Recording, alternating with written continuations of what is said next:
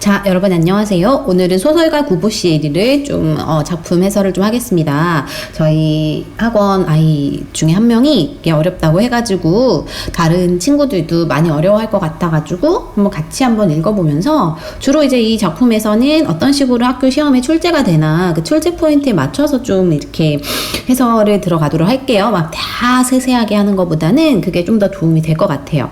일단은 우리가 어떤 글을 보던 어떤 작품을 보던 뭐 시던 뭐던 간에 항상 학습 목표 위주로 공부를 해야 돼. 그러니까 우리가 학습 목표는요 주로 뭐 교과서는 좀 이렇게 잘 제시를 해주고 있어요. 이거 지금 신사고 교과서거든요.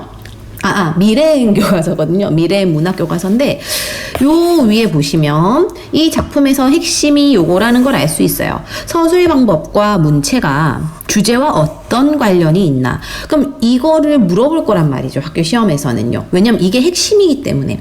그래서 우리가 이제 좀 이따 정리를 할 건데 꼭 저거는 알고 넘어가야 되는 거예요. 또 두 번째는 윗줄에 보시면 소설가 구보씨에 이르는 소설가 구보가 하루 동안 경성거리를 배회하면서 보고 느낀 것을 그린 작품이잖아요. 따라서 이 작품의 특징 같은 거를 좀 정리를 하고 그거를 꼭 암기하고 그러고 시험을 봐야 되는 거예요. 기본적으로. 자, 그러면 우리는 그걸 한번 정리를 해볼 건데요. 아마 뭐 미리 정리를 한 친구들도 있고 학교에서 아니면 그렇지 않은 친구들도 있겠지만 뭐 노트든 교과서든 어디든 꺼내가지고 빠르게 정리를 좀 해봅시다. 일단 이 작품의 종류 갈래라고 하죠. 이 작품의 갈래는 현대소설이며 광복 이후 소설인 거죠. 우리가 근대소설 그리고 모더니즘 소설이에요. 모더니즘이란 말이 좀 어려운데 모더니즘이 뭐 모던이라는 그 영어가 있잖아요. 그쵸? 근데 이제 모더니즘이라는 거는 다른 거 다 필요 없고 그냥 기존 체제를 싫어하는 부정하는 그런 느낌이다 생각하면 돼요. 약간 반항하는 느낌을 생각하면 됩니다. 그래서 기존에 썼던 거를 좀 안 쓰려고 그래요. 그런 게 여러 가지 체제로 드러나 있는 거예요. 그 다음에 세태소설은 세상의 태도라는 건데 세상 사람들이 어떤 지금 뭐 살아가는 방식이나 태도가 있잖아요. 그치? 그런 거를 조금 부정적 또는 비판적으로 보는 그런 느낌이라고 또 보면 되고요. 세태소설. 그리고 자신의 어떤 이 작품에서 구보의 심리가 막 여러 가지로 드러나는 심리소설이라고도 합니다. 뭐 다양하게 있어요. 서울을 표현했기 때문에 도시소설이라고도 하고요. 그 다음 이 작품의 성격은요. 성격은 그러한 그 어떤 세태를 관찰하는 느낌이 있고요. 그리고 아까 소설가 구보의 심리 를 잘 드러내는 거. 그 다음에 서울의 모습이나 이런 것들을 묘사, 그림같이 잘 표현하는 부분이 있습니다. 배경은요, 이 작품의 배경은 일제강점기예요. 1930년대 정도고. 그 다음에 뭐 정확히 언젠진 몰라도 어느 날이고요. 그 다음에 장소적으로는 서울 시내를 이 사람이 막 돌아다녀. 그쵸? 본 사람들 알겠지만 서울 시내가 배경이라고 보시면 됩니다. 우리는 그때 당시엔 서울이라고 보지 않고 경성이라고 불렀기 때문에 이걸 경성으로 정리를 할게요. 그 다음 주제. 이제 주제가 조금 아까 우리 학습 목표에서 주제가 연관이 됐잖아요. 그죠? 그래서 주제를 꼭 아셔야 되는데 이 주제는 먼저 1930년대에 아까 그 시기적인 거죠. 1930년대에 살고 있던 무기력하다는 건 뭐 힘도 없고 아무 의지도 없고 그런 상태죠. 무기력한 어떤 소설가 또는 문학인의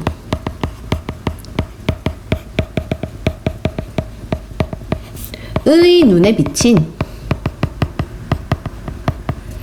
서울의 일상 또는 일상 여러 가지 일들 그리고 그 사람의 소설가의 내면 의식이에요. 그러니까 핵심은 일단 무기력한 이런 거 좀 알아두셔야 되고 그죠? 그 다음에 내면 의식을 그냥 자기 생각대로 떠오르는 대로 막 좀 쓰는 그런 작품입니다. 그래서 이 소설의 특징은 꼭 반드시 알고 넘어가셔야 돼요. 소설의 특징은 꼭 알고 반드시 넘어가셔야 되는데 크게 한 5가지, 4가지, 5가지로 좀 정리를 할게요. 첫 번째는 이 소설은 특별한 줄거리가 없습니다. 줄거리가 없고 그냥 이 주인공은 지금 구보죠. 의식의 흐름 기법으로 서술하고 있어요. 의식의 흐름은 그냥 생각나는 대로, 이 사람의 생각이 흘러가는 대로 썼다는 겁니다. 그쵸? 그래서 의식의 흐름 기법이라는 게 좀 중요하고요. 두 번째는 그리고 주인공의 하루 동안 삶을 보여주고 있어요. 이걸 일상사라고 하죠. 하루에 그냥 일상을 보여주고 있습니다. 그러니까 특별한 줄거리가 없다는 거죠. 그죠? 그 다음에 세 번째는요. 이 사람이 집에서 출발해서 서울을 막 돌아다니다 다시 집으로 옵니다. 그런 거를 출발한 대로 다시 돌아온다라고 해서 원점 회귀적인 성격의 여로 형식을 띠고 있어요.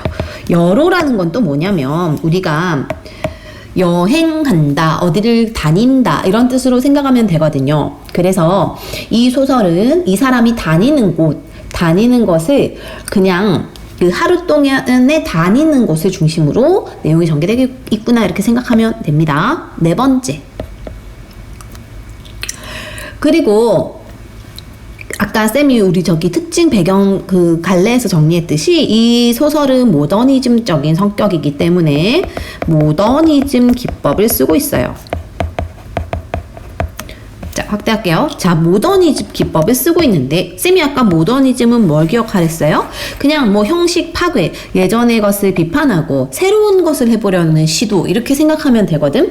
그래서요, 이 소설에서는 모더니즘 기법으로 몽타주 같은 거 또는 의식의 흐름 같은 거 요런 것들을 통해서 전개를 하고 있습니다. 그래서 의식의 흐름이라든지 몽타주 기법, 몽타주는 그냥 좀 떼어서 붙이는 그런 느낌이라고 생각하면 되는데 어쨌든 뭐 일정한 쭉 주제에 따라서 글이 쭉 전개되는 그런 느낌이 아니라는 거죠. 이런 것들을 쓰고 있고요. 마지막 다섯 번째.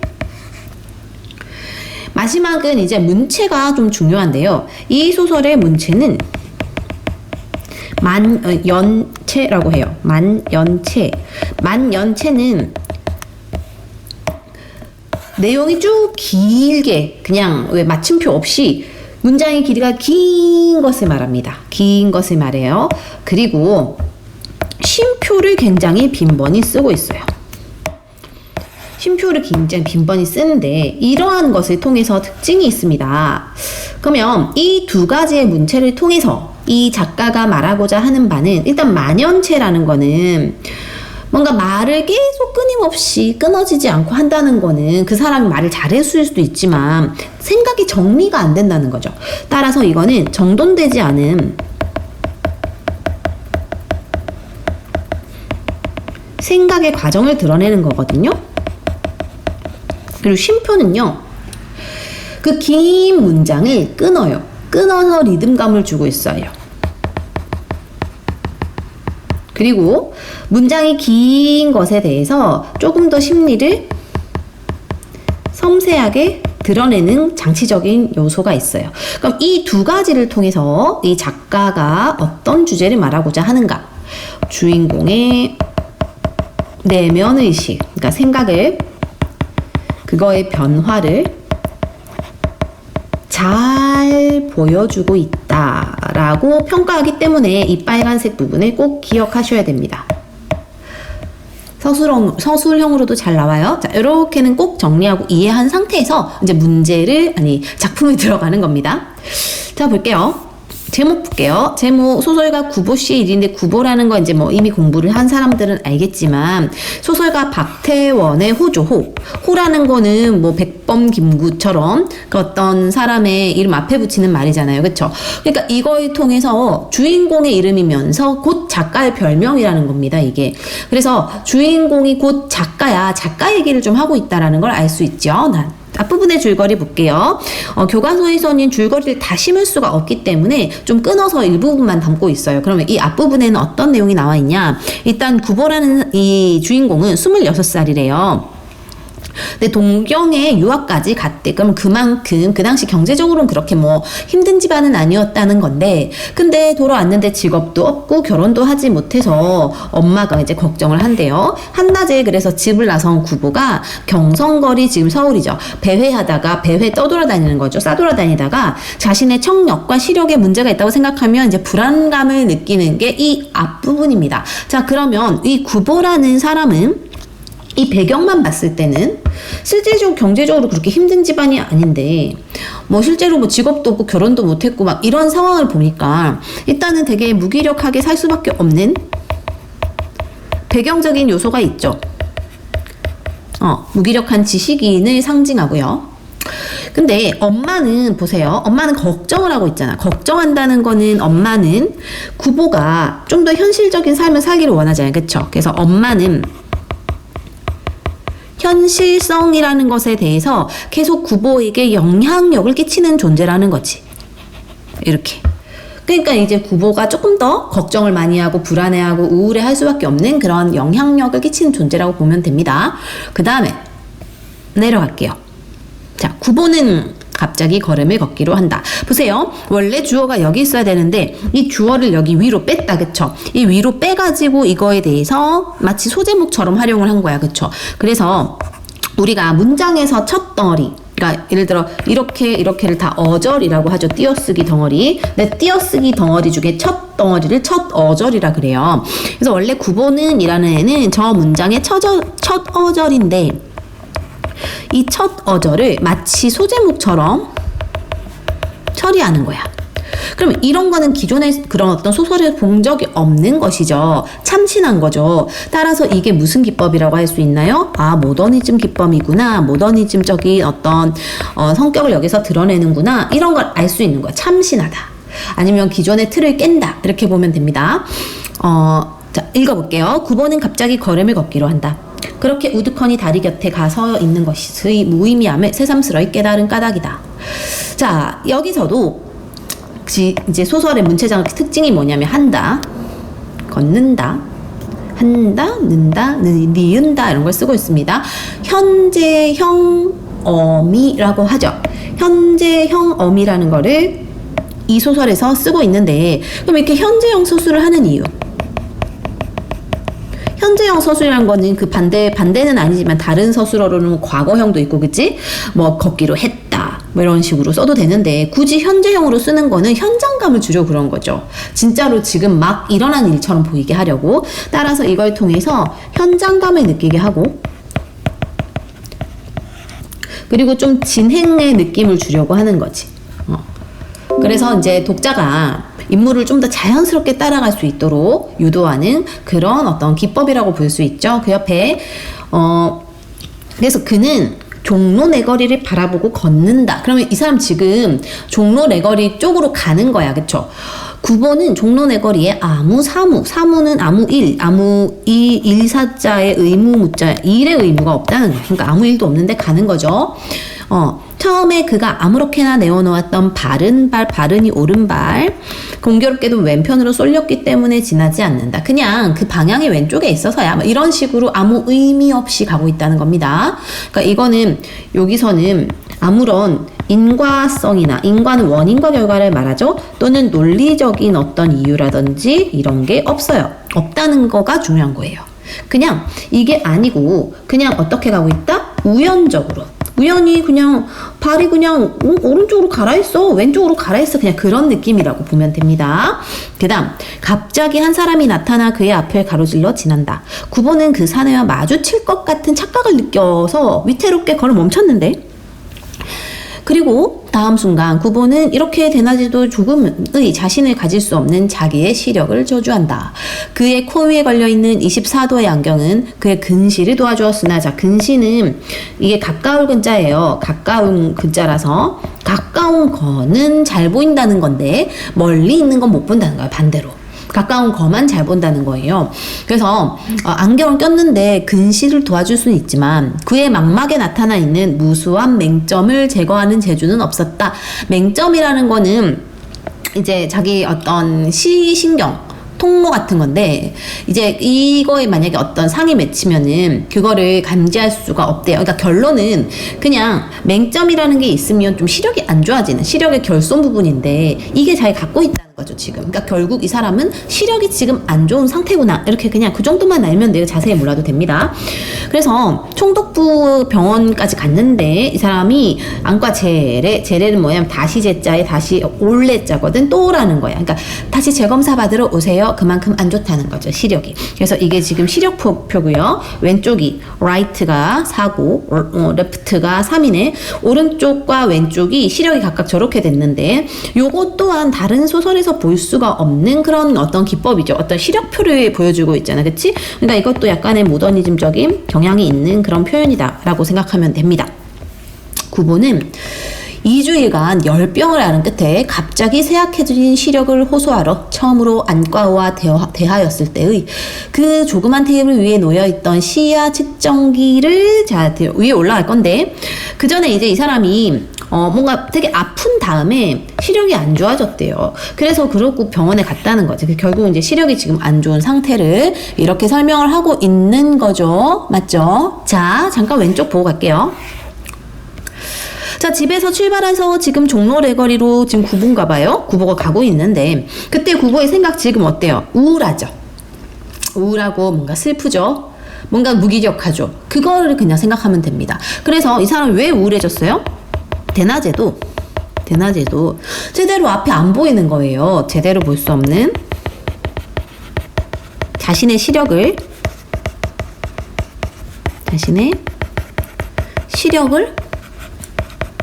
저주 또는 슬퍼하고 그래서 우울감을 가집니다. 이 정도만 기억해도 되는 거예요. 자, 그 다음에 옆으로 갈게요. 를 지금 기억하고 있다. 제 자신 강도의 안경을 쓰고 있던 의사는 그냥 뭐 의사도 뭔가 되게 힘셀 강자거든. 힘센 정도라는 거는 안경도 이 의사도 되게 두꺼운 안경, 굉장히 도수가 높은 안경을 쓰고 있다는 거예요. 이 의사도 백묵을, 이거는 왜 칠판 쓰는 그 분필이죠. 백묵을 가져 그 위에 용서 없이 무수한 맹점을 찾아냈었다. 어쨌든 의사가 그 분필로 막 여기도 나쁘고 여기도 이런 거 이렇게 설명하고 그랬나 봐요. 그래도 구보는 약간 자신이 있는 듯 싶은 걸음걸이로 전차 선로를 2번 횡단해서 어디로 갔냐면 회신상회 앞으로 갔습니다. 자, 우리가 이제 이 사람이 어디로 가고 있는지를 여정을 한번 볼게요. 우리 아까 여기 종로 4거리로 종로 4거리 쪽 방향으로 가고 있는 것부터 해서 지금 쭉 걸어와서 화신상회라는 곳 앞으로 갔대요. 자, 화신상회는 그냥 그 당시에 백화점인데 백화점. 우리가 그 당시 1930년대에도 백화점이 있었나봐요. 최초의 백화점이래. 한국인이 세운 화신상회 앞으로 간다. 그리고 저도 모를 사이에 그의 발은 백화점 안으로 들어서기조차 하였다. 백화점 안의 모습이겠죠. 이렇게는 젊은 내외가 너덧살 돼 보이는 아이를 데리고 그곳에 가 승강기를 기다리고 있었다. 이제 그들은 식당으로 가서 그들의 오찬 점심 식사죠. 즐길 것이다. 흙기 구보를 본 그들의 내외의 눈에는 자기네들의 행복을 자랑하고 싶어하는 마음이 엿보였을는지도 모른다. 아니, 자기들은 자랑 안 할 수도 있는데 구보가 그렇게 본 걸 수도 있어요. 여튼 그랬대요. 구보는 그들을 업신여겨볼까 하다가 문득 생각을 고쳐 그들을 축복해 주려 하였다. 사실 4, 5년 이상 같이 살아왔으면서도 오히려 새로운 기쁨을 가져 이렇게 거리로 나온 젊은 부부는 구보에게 좀 다른 의미로서의 부러움을 느끼게 하는지 모른다. 자, 여기서 구보의 생각을 알 수 있습니다. 자, 4, 5년 이상을 살았어요. 그러면 구보 생각은 4, 5년이면 약간 좀 지겨울 때 됐지 뭐. 이런 생각에 뭐 데이트도 안 하고 그러고 살겠지 뭐 이렇게 생각했는데 오히려 거리로 나와서 기쁨을 가지고 아이와 함께 밥을 먹는 데이트하는 장면, 그걸 보니까 구보가 뭐 그건 좀 부럽네. 그게 다른 의미라는 거예요. 단순히 저 사람들이 밥 먹고 자식을 놓고 살고 그게 부러운 게 아니라 저렇게 오래 살아도 여전히 행복하게 잘 지내는구나. 이런 느낌 보면 됩니다. 그래서 그들은 분명히 가정을 가졌고 그들은 그곳에서 당연히 그들의 행복을 찾을 게다. 승강기가 내려와 서고 문이 열리고 닫히고 그리고 젊은 내외는 수남이나 복덩이와 더불어 구보의 시야를 벗어났다. 자, 수남이나 복덩이는 실제로 그 아이들의 이름이 아니고 그냥 구보가 대충 추측으로 이름이 저 정도겠지 뭐 이렇게 해서 그냥 부른 거예요. 그러면서 이제 갔다는 거야. 승강기 타고. 그지? 구보는 다시 밖으로 나오며 자기는 어디가 행복을 찾을까 생각. 지금 구보의 핵심이 뭐냐면요. 구보의 핵심은 행복을 어떻게 어디 가서 찾을까. 자기가 안 행복하니까 지금 행복을 찾는 게 자기의 지금 목표예요. 그러면서 막 싸돌아다니는 겁니다. 그래서 발 가는 대로 그는 어느 틈엔가 안전지대에 가서 자기의 두 손을 내려다 보았다. 자, 지금 어디 갔어요? 안전지대. 안전지대 가서 자기 두 손을 내려다 봤어요. 한 손에 단장과 이게 이제 단장이라는 게 짧은 지팡이라고 나와 있죠. 그럼 짧은 지팡이를 봤다는 거는 자신이 지금 뭐 걷고 있다 또는 산책하는 거 이런 걸 의미하는 거고, 또 한 손에 공책은 자기가 뭐 작가기도 하고 소설가기도 하고 어쨌든 글을 쓰기 위한 그런 용도다. 그치? 물론 구보는 거기에서 행복을 찾을 수는 없었다. 구보는 뭔가 지금의 자기의 상태에서 행복을 찾지 못했다는 거야. 그쵸? 안전지대 위에 사람들은 서서 전차를 기다린다. 그들에게 행복은 알 수 없다. 그러나 그들은 분명히 갈 곳만은 가지고 있었다. 지금 안전지대에서 지금 이 구보가 생각하는 건 뭐냐면 자기는 갈 곳이 없어. 근데 다른 사람들은 갈 곳이 있다는 거죠. 맞죠? 그래서 다른 사람들은 목적지가 분명한데 자기는 목적지가 없다는 거야. 그런 게 되게 외롭고 슬프고 이렇다는 거예요. 그래서 전차가 왔어요. 사람들은 내리고 또 탔다. 구보는 잠깐 멍하니 그곳에 서 있었다. 그러나 자기와 더불어 그곳에 있던 온갖 사람들이 모두 저 차에 오른다 보았을 때 그는 저 혼자 그곳에 남아있는 것의 외로움과 애달픔을 맛봐서, 원래 자기 갈 곳이 없는데 다들 타니까 자기만 안 타니까 뭔가 외로운 거야. 나 뭐지? 나 혼자 뭐 직업도 없나? 이 생각에 그냥 탔다는 겁니다. 그래서 자, 전차에 탔으니까 이제 전차 안에서 구보는 이렇게 되겠죠. 아까처럼 소제목 처리를 하는 거예요. 전차 안에서 구보는 우선 제자리를 찾지 못한다. 왜냐면 원래 가려고 안 했고 목적도 없고 정체성도 없으니까. 그쵸? 하나 남았던 좌석은 그보다 바로 한 걸음 먼저 차에 오른 젊은 여인에게 점령당했다. 구보는 차장대에 가까운 한 구석에 가서서, 차장대라는 거는 그 차장, 이 이제 차의 장이라는 뜻이죠. 그러니까 예전에는 전차에서 뭐 표 받거나 돈 받는 그런 사람들이 있거든. 그 사람 가까운 자리 한 구석에 가서서 자기는 대체 이 동대문행 차를 어디까지 타고 가야 할 것인가를, 일단 목적이 없죠. 또 대체 어느 곳에 행복은 자기를 기다리고 있을까를, 일단 행복을 원하는 거야. 그쵸? 그래서 지금 보시면 동대문행 탈 어디까지 가야 하는 것인가, 지금 이 사람은 목적의식이 없고 행복은 자기를 어디서 기다리고, 자기가 찾아가도 되는데 행복은 어디에서 나 기다리고 있지? 이렇게 행복에 대한 소극적 자세를 가지고 있는, 그러니까 적극적으로 나서지도 않는 거지. 이러한 태도를 여기서 엿볼 수 있습니다. 자, 넘어가지 말고 위에 잠깐 보고 갑시다. 화신상의 백화점이었죠, 얘들아. 백화점에서는 젊은 부부를 만났죠. 젊은 부부를 만났을 때 처음엔 자기가 좀 깔볼까, 업신여겨볼까 했지만 어떻게 했어? 그들을, 젊은 내외 부부를 축복해주기로 했다. 그쵸? 왜? 다른 의미의 어떤 그 행복을 또 느꼈고 찾았기 때문에 그들의 행복이 저런 거일 수 있구나, 이런 거죠. 그쵸? 그 다음에 안전지대에 있을 때 구보의 생각, 안전지대는 자기 혼자 아무데도 가지도 않고 목적도 없어서 혼자 남아있을 때 다른 사람들은 다 갈 곳이 분명한 것처럼 보였잖아. 그쵸? 그래서 이때 자기의 생각은 외롭고 애달픔을 느꼈다는 거죠. 왜? 자기 혼자 갈 곳이 분명치 않았기 때문인 거지. 됐죠? 그래서 이렇게 지금 자기가 어디 갔어? 그때 든 생각. 자기가 어디 갔어? 그때 든 생각. 이런 식으로 쓰는 게 의식의 흐름 기법이다라고 합니다. 됐죠? 그 다음에 뒤로 갑시다. 좀 더 빨리 읽어야겠어요.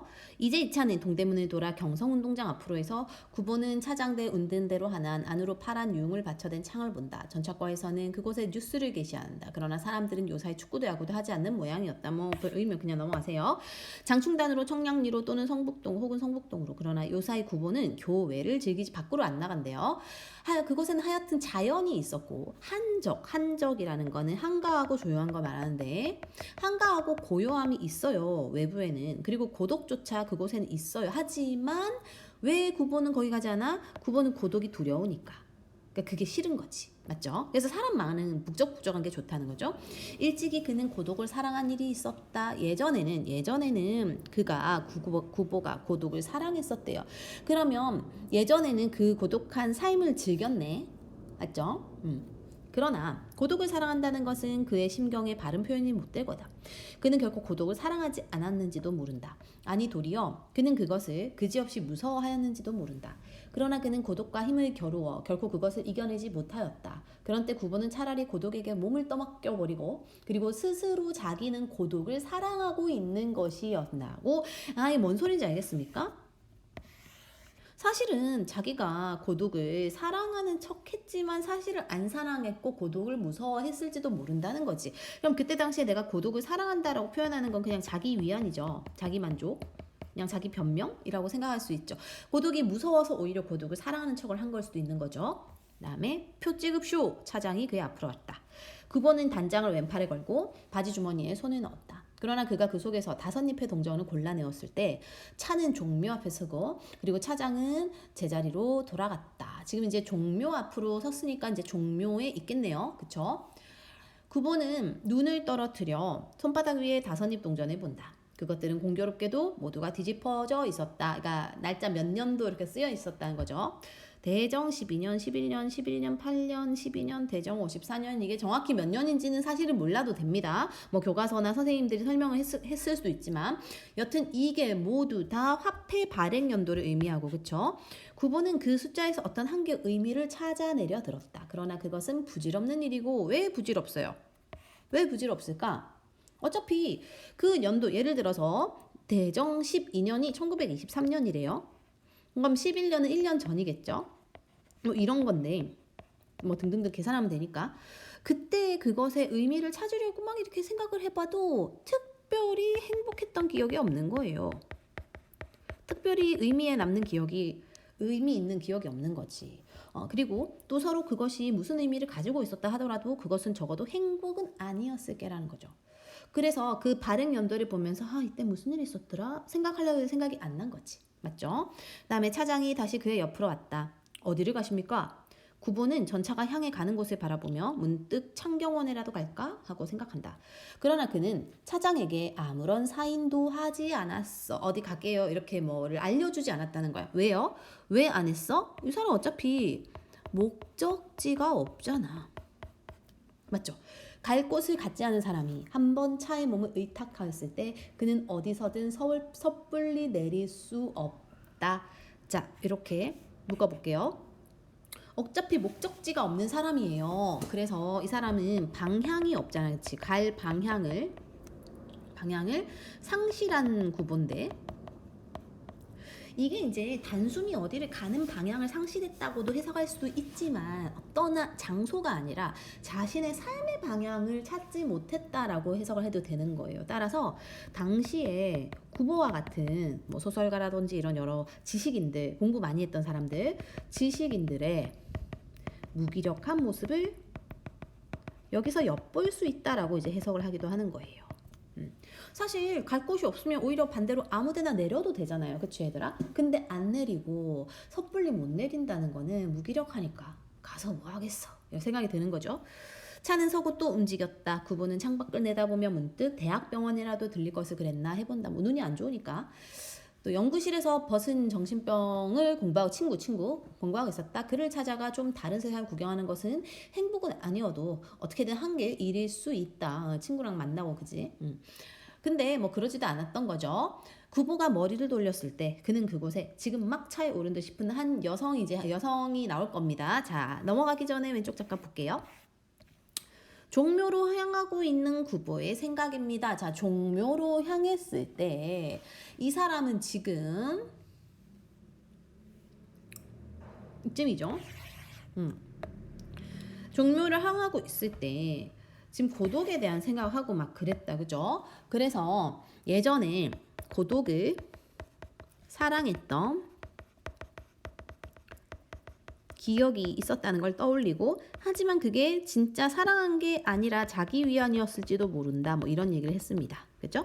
그 다음에 종묘에 섰을 때는 이쪽이죠. 있죠? 종묘를 섰을 때는 화폐를 보고도 자기가 기억을 못 떠올렸어. 그쵸? 왜요? 동전을 봤는데도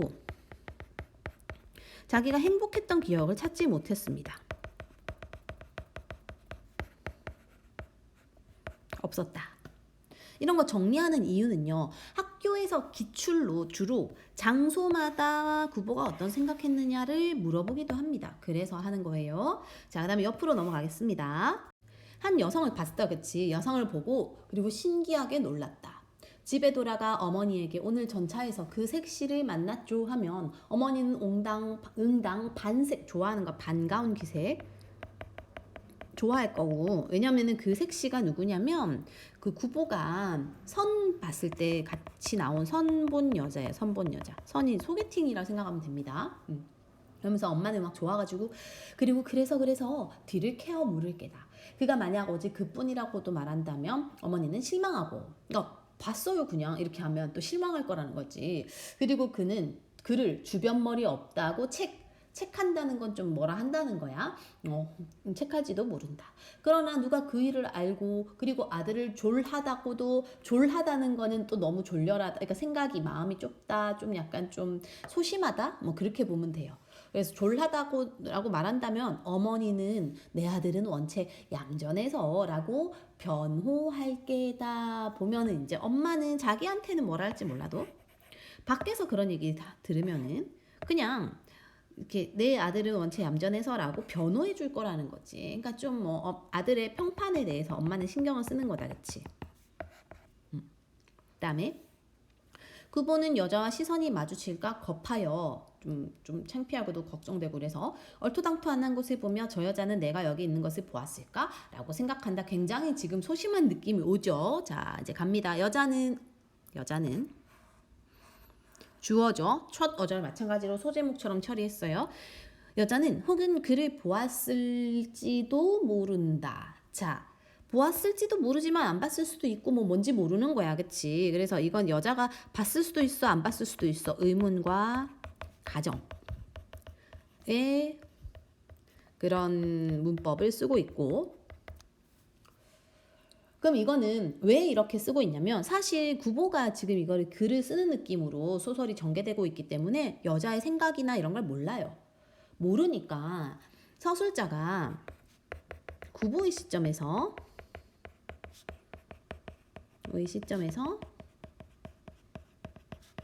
서술하고 진행되고 있다는 것을, 이걸 오히려 여실히 드러내는 거죠. 그러니까 이거는 사실은 원래는 전지적 작가 시점이지만 약간 1인칭 느낌도 나는 그런 효과를 주는 제한적 전지적 작가 시점이라고 우리는 표현을 할 거거든요. 그렇게 쓸 겁니다. 쓰고 있어요. 자, 그럴지 모른다. 전차 안에 승객은 결코 많지 않았고, 그리고 자리가 몇 군데 비어 있었음에도 불구하고 구석에 가 서 있는 사람이란 남의 눈에 띄기 쉽다. 왜냐면 자리가 있는데 서 있는 거야. 눈에 띄죠. 여자는 응당 자기를 보았을 게다. 그러나 여자는 능히 자기를 알아볼 수 있었을까? 그것은 의문이다. 작년 여름에 단 한 번 만났을 뿐이므로. 이래 1년간 길에서라도 얼굴을 대한 적이 없는 남자를 그렇게 쉽사리 여자는 알아내지 못할 게다. 그러나 자기가 기억하고 있는 여자에게 자기의 기억이 없으리라고 생각하는 것은 누구에 있어서든 외롭고 또 쓸쓸한 일이다. 그렇지. 자긴 기억했어. 근데 상대방 나를 몰라. 그럼 슬프죠. 그 말을 하는 거예요, 지금. 구보는 여자와의 회견하면 우린 보통 기자회견 정도만 알지만 그냥 이거는 서로 만난다는 걸 이해해요. 서로 만나본 거. 당시에 자기의 그 대담한 혹은 뻔뻔스러운 태도와 화술 말하는 거지 리 그에게 적잖이 인상 주었으리라 생각하고, 그리고 여자는 때때로 자기를 생각해주고 있었다고 믿고 싶었다지 뭐 그랬는지 안 그랬는지 몰라요. 그는 분명히 나를 보았고 그리고 나를 나라고 알았을 게다. 그러한 그는 지금 어떤 느낌을 가지고 있을까? 그것이 9번은 알고 싶었다. 뭘 알고 싶었냐? 뭘 알고 싶대요? 여자의 생각을 알고 싶대. 어떤 생각? 자신에 대한 생각. 그러니까 첫 번째는 기억은 하고 있나부터 해서 기억은 하고 있나? 그때 내 기억은 어땠을까? 뭐 이런 거. 그렇죠? 그는 결코 대담하지 못한 눈초리로 비스듬히 두 칸 통 떨어진 곳에 앉아있는 여자의 옆 얼굴을 곁눈질 이렇게 옆으로 이렇게 보는 거 알죠, 얘들아? 그런 겁니다. 그럼 이걸 통해서 알 수 있는 구보가 당연히 어떤 걸 알 수 있어? 소심하지, 소극적이죠.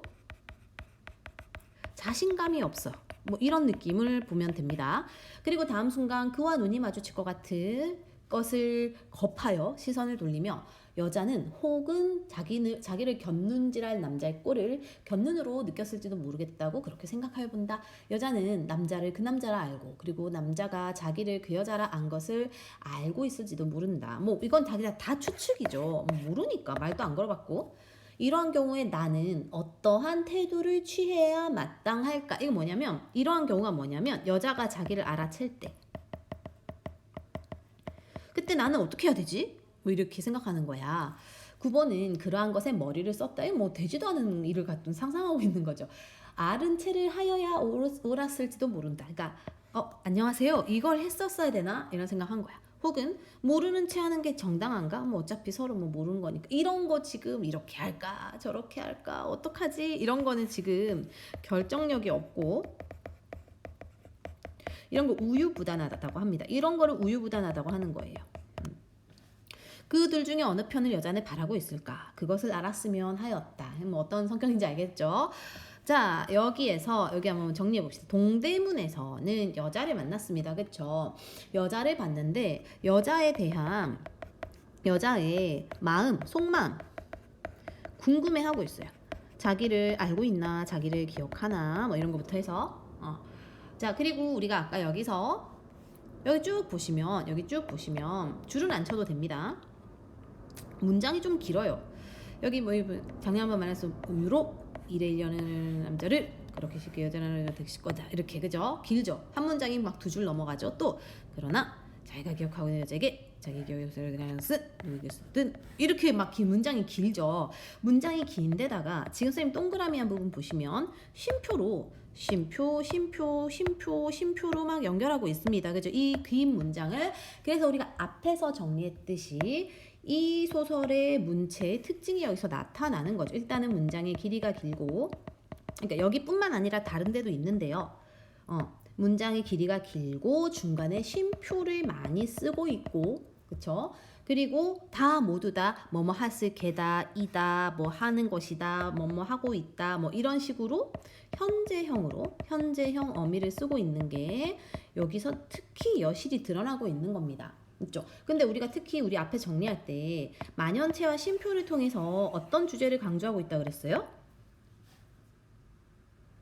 내면 심리, 의식, 그렇지. 그걸 기억하면 됩니다. 그래서 주인공의 또는 구보의 내면 의식 또는 내면 심리를 변화를 섬세히 드러낸다. 요거를 여기서 찾거나 써주면 되는 거예요. 시험에 잘 나오는 겁니다. 넘어갈게요. 자, 이제 구보는 자기가 그렇게 생각을 했다가 갑자기 이제 이렇게 딱 깨달음이 왔어요. 그러한 것에 마음을 태우고 있는 자기가 스스로 괴이하고 우스워 나는 오직 요만한 일로 이렇게 흥분할 수가 있었던가 하고 스스로를 의심해 보았어요. 뭐냐면 계속 그 여자 생각하면서 말도 못 걸 거면서 이럴까 저럴까 이렇게 생각하는 거.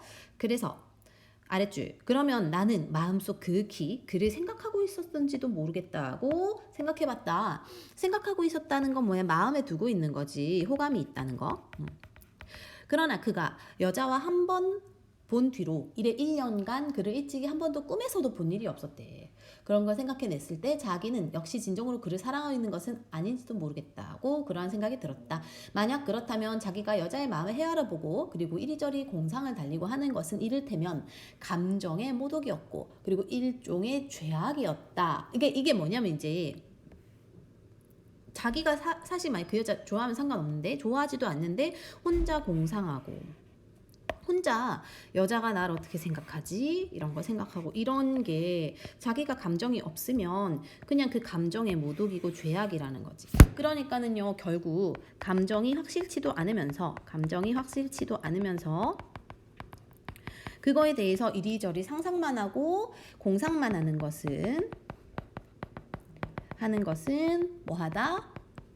옳지 않다라고 이 사람이 이제 현타 온 겁니다. 그래서 깨달았어요. 자, 아랫줄. 그러나 만일 그 여자가 자기를 진정으로 그리고 있다면, 만약에 자기를 진짜 좋아한다면, 그 아랫줄 갑니다. 구보가 여자 편으로 눈을 주었을 때, 그러나 여자는 자리에서 일어나 양산을 들고 차가 동대문 앞에 하차하기를 기다려 내렸네. 구보의 마음은 또 한 번 동요하며 창너머로 여자가 청량리행 전차를 기다리느라 그곳 안전지대로 가서는 것을 보았을 때 그는 자기도 차에서 곧 내리고 싶은 충동을 느꼈어. 왜? 이제 여자가 이제 내리면 못 볼 수도 있잖아요. 그러니까 이거를 어떻게 할까? 아, 나도 내려버릴까? 뭐 이렇게 갈등하고 있는 거야. 그러나 여자가 청량리행 전차 속에서 자기를 또 한 번 발견하고 그리고 자기가 일도 없건만 오직 여자와의 사이에 어떤 기회를 엿보기 위해 그 차를 탄 것에 틀림없다는 걸 눈치챌 때, 그러니까 이 백수 새끼가 지금 나한테 뭐야 이렇게 생각할까봐 여자는 그러한 자기를 얼마나 천박하게 생각할까. 그래, 구부가 망설거리는 동안 전차는 달리고 그들의 사이는 멀어졌어요. 끝났네요. 마침내 여자의 모양이 완전히 그의 시야에 떠났을 때 구보는 갑자기 아차 하고 뉘우친다. 뒤늦게, 그치? 어떤 성격? 우유부단. 다음 행복음. 그가 그렇게도 구하여 마지 않던 행복음.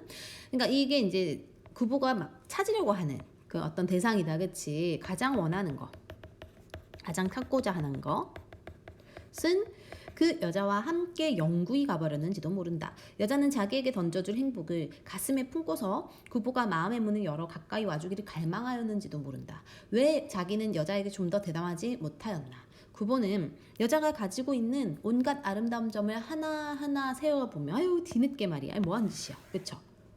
뒤늦게 아쉬워하는 거네.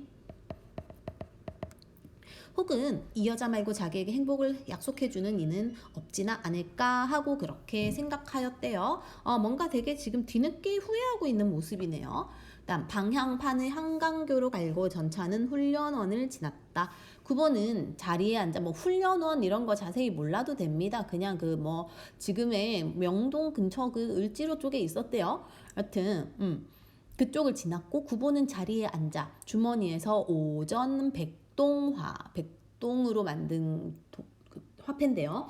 백동화를 골라 꺼내면서 비록 한 번도 꿈에 본 일은 없었더라도 역시 그가 자기에는 유일한 여자가 아닐까 하고 생각해본다. 꿈에 본 일이 없었다는 거는 그만큼 간절히 원하는 건 아니라는 거지. 그래서 강렬한 어떤 마음이나 호감이 그 정도까지는 없었어.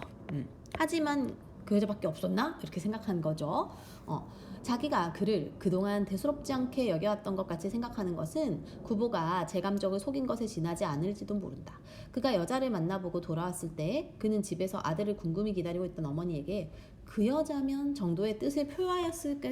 그 여자 정도면 괜찮아요. 이렇게 약간의 호감을 엄마한테 표현을 했는데, 그러나 구보는 어머니가 색시집으로 솔직하게 구혼할 것을 금하였다. 그것은 허영심에만에서 나오는 일은 아니다. 그는 여자가 자기 생각을 안 하고 있는 경우에 객적다라는 거는 약간 쓸데없게 이런 거야. 괜히 이런 느낌이에요. 괜시리. 이건 쓸데없이 여자를 괴롭혀주고 싶지는 않았던 까닭이다.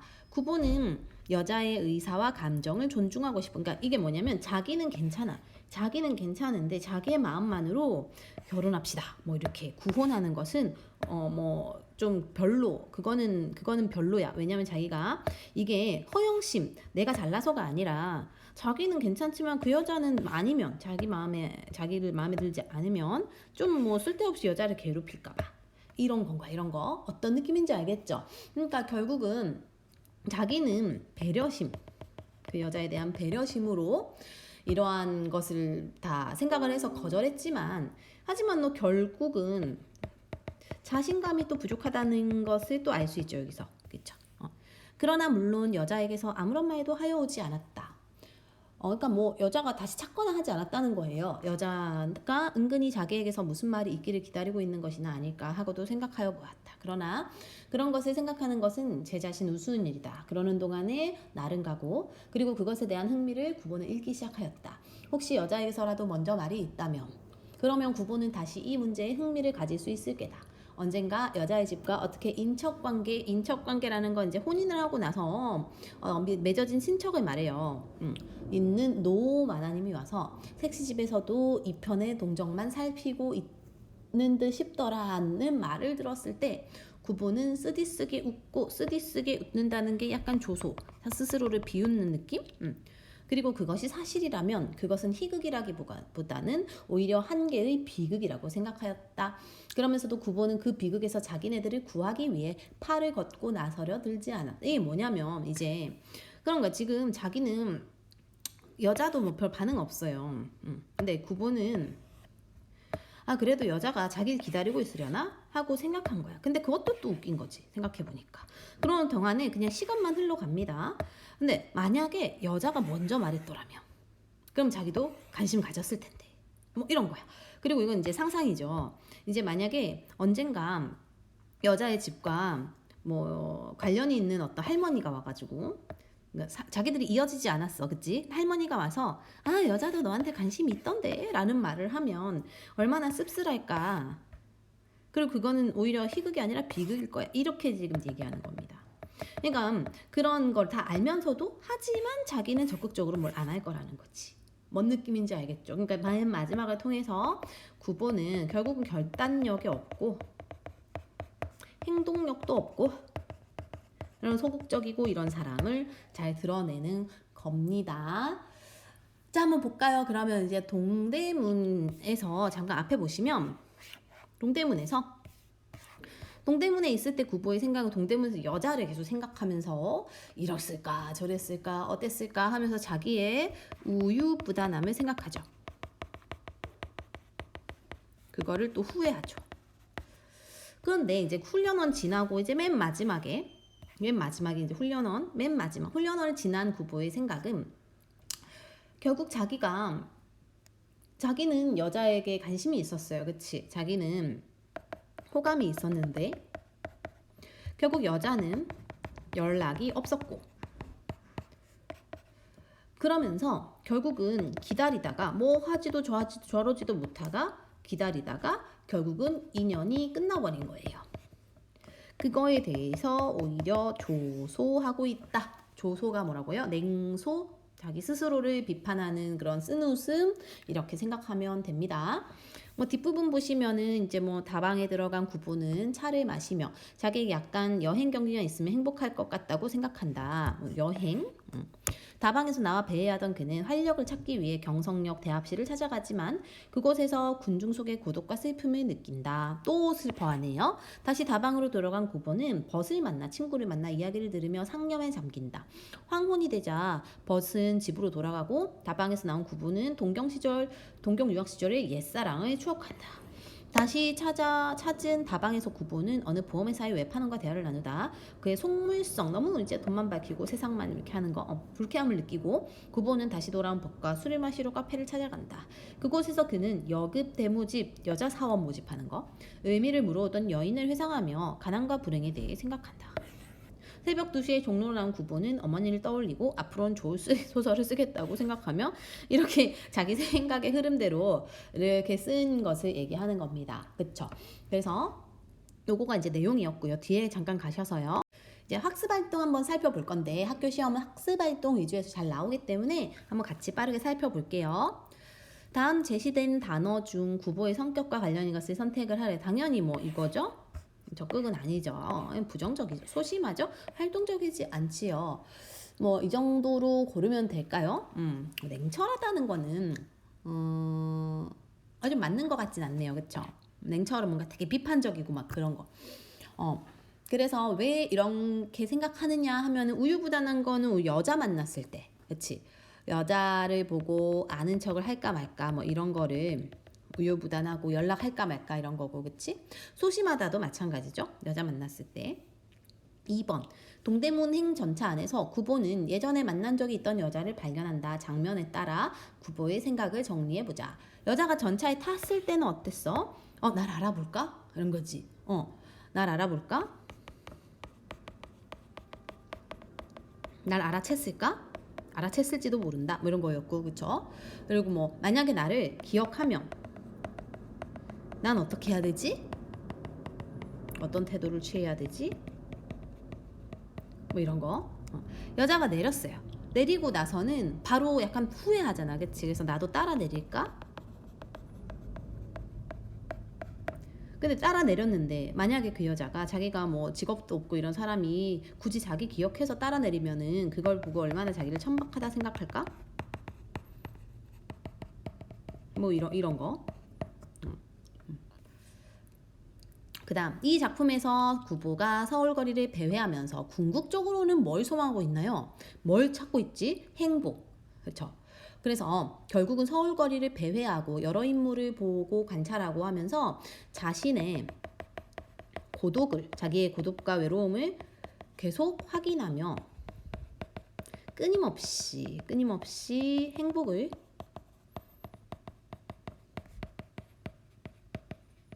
찾고 있어요. 하고 있어요. 진정한 행복을 찾고 있어요. 2번. 소설의 내용과 형식의 관계에 주목하여 다음 활동을 해보자. 다음은 이 작품에 쓰인 서술 방법에 대한 설명입니다. 이 작품에서 이러한 방법이 잘 드러난 부분을 찾아보세요. 의식의 흐름 중요한 거. 시험에 잘 나오는 거. stream of consciousness라고 하는데 등장인물의 의식 또는 생각의 흐름을 따라 이야기를 전개해가는 방법입니다. 이것은 어떤 원래 소설은 사건에 따라 이야기가 전개되는데 이 소설은 사건이 아니라 뭔가 자기의 기억이나 생각이나 이런 것, 내부적인 계기를 중심으로 이야기를 전개해 나가는 것이죠. 자, 그러면은 이러한 방법이 잘 드러난 부분, 특히나 이게 잘 드러난 부분 여러 군데가 있지만 구보가 전차 안에서 화폐를 보고 발행연도를 보고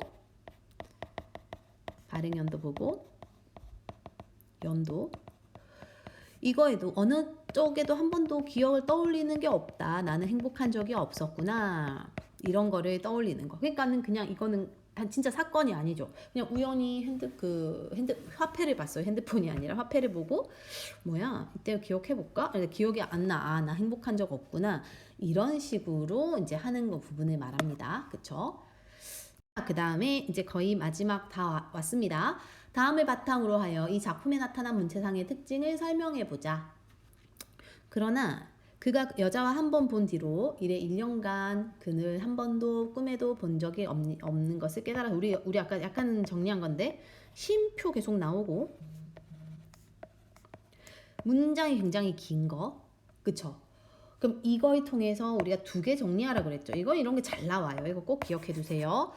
자, 만연체 뭐랬어요? 문장의 길이가 긴 거. 그리고 쉼표를 자주 사용하는 거. 잦은 사용. 자, 요걸 통해서 우리는 만연체는 뭐랬어요? 정돈되지 않은 생각의 전개 과정을 말하고 싶은 거고, 쉼표는 그 긴 만연체를 자칫 끊어서 읽으니까 리듬감을 주는 거고, 그리고 심리를 섬세하게 드러내고 있는 거지.